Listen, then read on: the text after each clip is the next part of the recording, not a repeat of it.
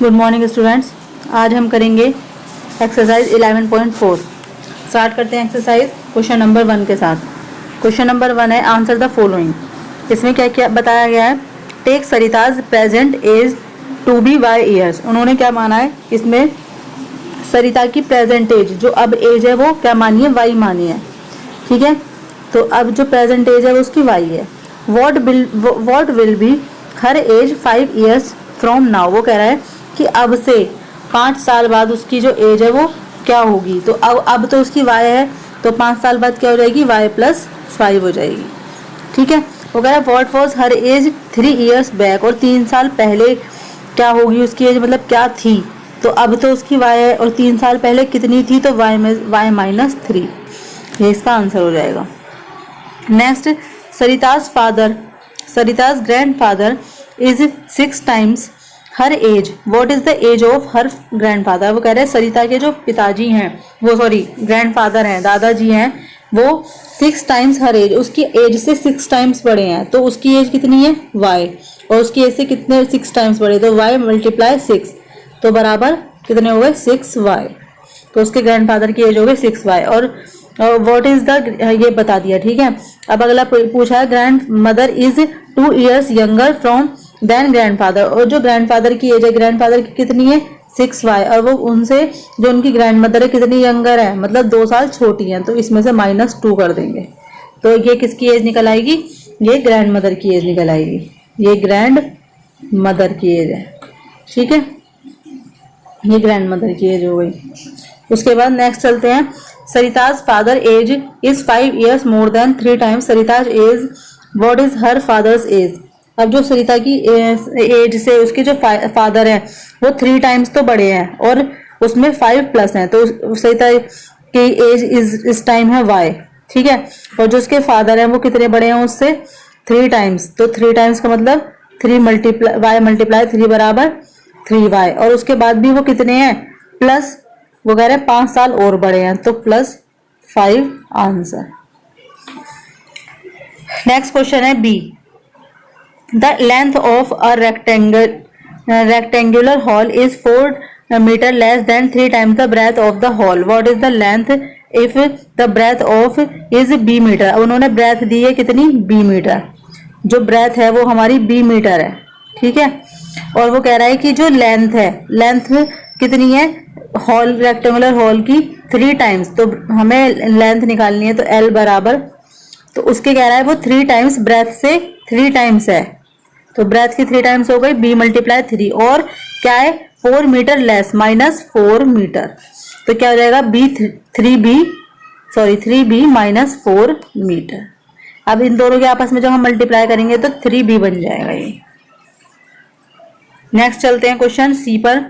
A rectangular box has height h centimetre. जो rectangular box है उसकी हाइट कितनी है? h centimetre. ठीक है, हाइट है उसकी, हाइट बराबर h सेंटीमीटर है। और जो वो उसकी लेंथ है वो उससे 5 टाइम्स बड़ी है, तो जो उसकी लेंथ है वो कितनी है? h multiply 5। ठीक है, तो कितनी हो गई? 5h। अब वो कह रहा है कि and the breadth is 10 centimetre less than the length. और जो ब्रेथ है वो उससे कितनी? लेंथ से 10 सेंटीमीटर छोटी है। अब लेंथ हमारी कितनी है? 5h, और उससे कितनी छोटी है? -10 मीटर आंसर। समझ गए? ठीक है, express the length and the breadth of the box in the terms of height. तो पहले हम क्या करेंगे? हाइट निकाल देंगे, फिर लेंथ निकाल देंगे और उसके बाद ब्रेथ निकाल देंगे जो -10 है। नेक्स्ट है Meena, Beena and Leena climbing steps to the hill. एक हिल टॉप पर चल रही हैं। Meena is at the steps S, Beena is 8 steps ahead and Leena 7 steps behind. Where are Beena and Meena, the total number of steps to the hill top is 10 less than 4 times what Meena has reached. Express the total number of steps using S। इसमें क्या किया गया है कि मीना, बीना और लीना एक hill top पर climbing कर रही है, चढ़ रही है। तो मीना किसी स्टेप पे, मीना है S पर। ठीक है, और बीना 8 स्टेप्स आगे है, तो बीना जो है उससे 8 स्टेप्स आगे, तो S + 8 हो गया। अब वो कह रहा है लीना कहाँ पर है, लीना उससे 7 स्टेप्स बिहाइंड है, पीछे, तो s माइनस 7 हो गया। ठीक है, अब वो कह रहा है कि total number of steps to the hill is 10 less than 4 times. ठीक है, अगर हमने s माना है तो वो कह रहा है 4 times total number of hill steps, तो ये हो गए 4, और वो कह रहा है उसमें कितने, 10 लेस माइनस 10। ठीक है, तो s क्या हो गया 4s, 4 की जब s की जब 4 से मल्टीप्लाई हो गया तो 4s minus 10 answer. Okay, next चलते हैं ई क्वेश्चन पे। A bus travels at v kilometre per hour, जो बस ट्रेवलर है ट्रेवल्स करती है वो कितने किलोमीटर पर आवर पर करती है, v किलोमीटर पर आवर। ठीक है, उसके बाद वो कह रहा है कि वो 10पुर से 20पुर जाती है। After the bus has travelled 5 hours, यदि बस 5 आवर्स ट्रेवल करती है ना, 5 आवर्स अगर वो ट्रेवल करती है तो कितना किया, v मल्टीप्लाई 5 बराबर 5v। अब वो कह रहा है कि 20 जो है 20पुर इज स्टिल 20 किलोमीटर अवे, 20पुर अभी भी 20 किलोमीटर आगे है। What is the distance from the 10पुर टू 20पुर एक्सप्रेस यूजिंग v, और अभी भी वो कितना आगे, हमने 5 किलोमीटर तो उन्होंने रास्ता तय कर लिया, लेकिन अभी भी वो कितना आगे आ गया है, तो इसमें प्लस 20 किलोमीटर आंसर। नेक्स्ट चलते हैं, ये हो गया इसके ई हो गए हैं, A B C D E, ये आप पांचों इसकी कैलकुलेशन सॉल्यूशन दे रखे हैं, आप इसमें से देख सकते हैं। आगे चलते हैं क्वेश्चन नंबर सेकंड पर।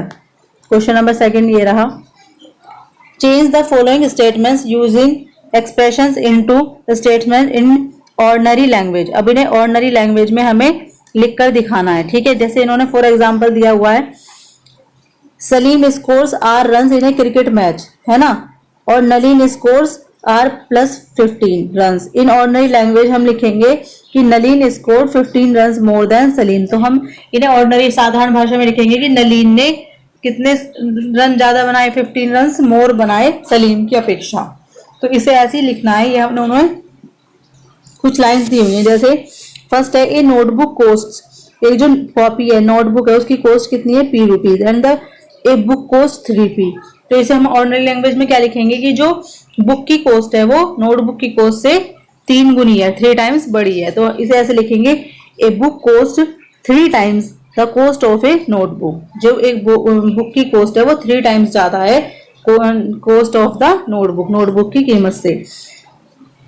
Tony puts Q marbles on the table, he has 8 Q marbles in his box.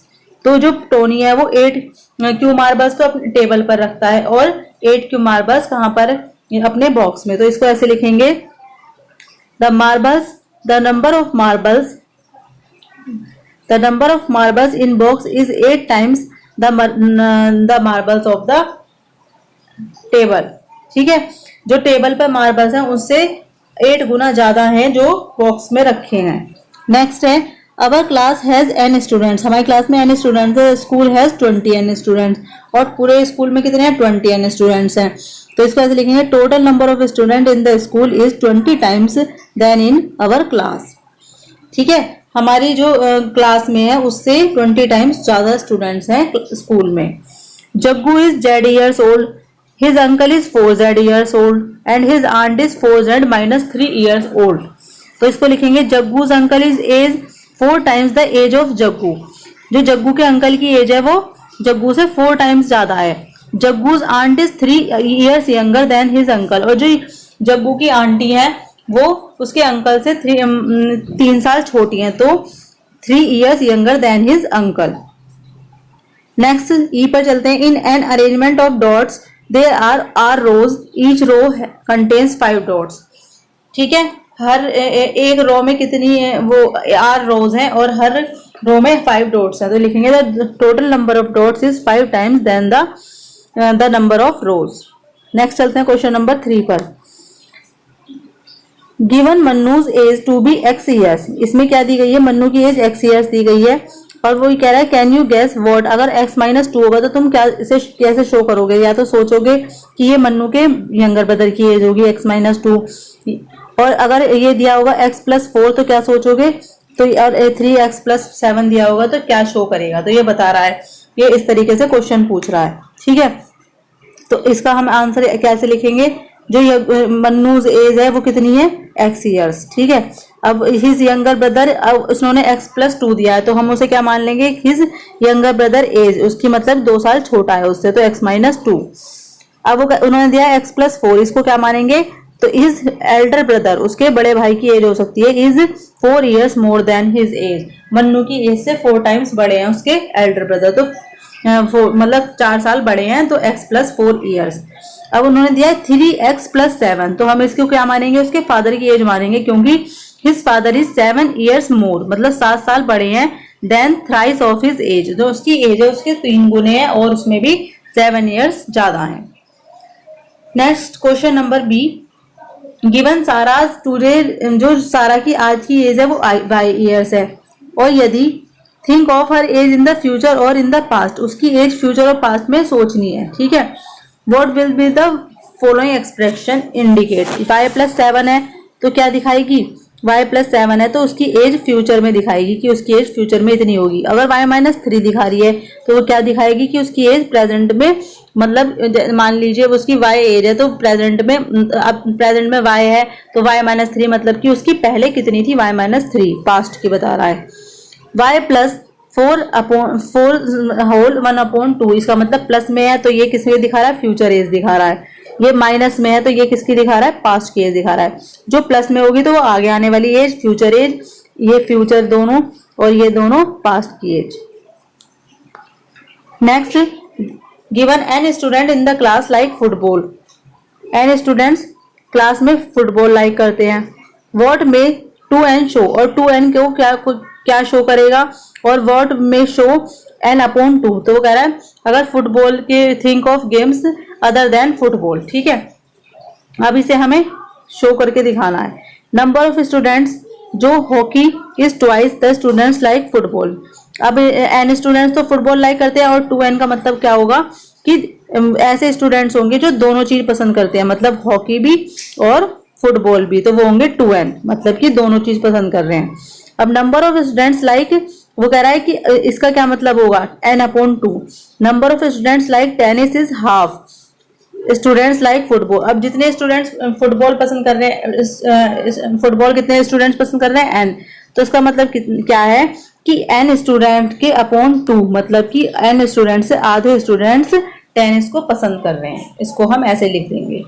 तो स्टूडेंट्स ये आपकी 11.4 एक्सरसाइज कंप्लीट होती है, इसे अपनी अपनी नोटबुक में कर लीजिएगा। Thank you.